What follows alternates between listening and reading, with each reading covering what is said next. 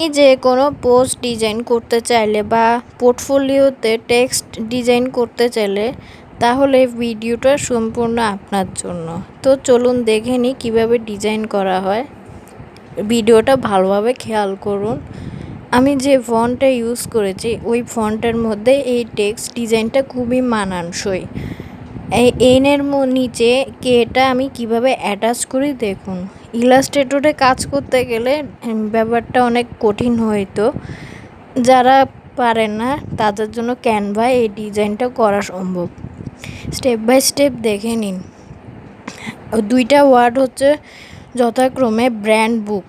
এখন আমি beta delete করে এভাবে এনের নিচে কেটা জয়েন করে দিয়েছিলাম।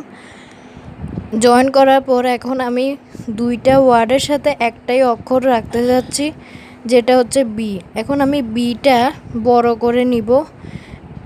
বিটা সিলেক্ট করে আগে উপরে ওয়ার্ডগুলো সিলেক্ট করে ছোট করে নিব নিজের আন্দাজ অনুসারে। আপনি দেখলে ঠিকই বুঝতে পারবেন। একটু ছোট করে আবার আগের মতো ডিজাইন করে রেখে দিলাম। এখন আমি বিটা যথাক্রমে উপরে দুটি ওয়ার্ডের সাথে অ্যাটাচ করে দিব। আপনাদের ভিডিওটি ভালো লেগে থাকলে অবশ্যই কমেন্টে জানাবেন। ধন্যবাদ ফুল ভিডিওটি দেখার জন্য। সামনে থেকে আরও নতুন নতুন ভিডিও পেতে চাইলে অবশ্যই জানাবেন কি দেখতে চাচ্ছেন।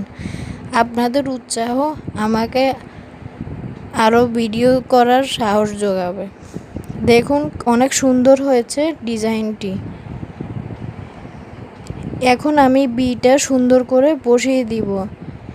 এখন দেখতে খুব ভালো লাগছে পোস্ট বা পোর্টফোলিওটি। এটা আপনি সবখানে ইউজ করতে পারেন। ধন্যবাদ ফুল ভিডিও দেখার জন্য। আসসালামু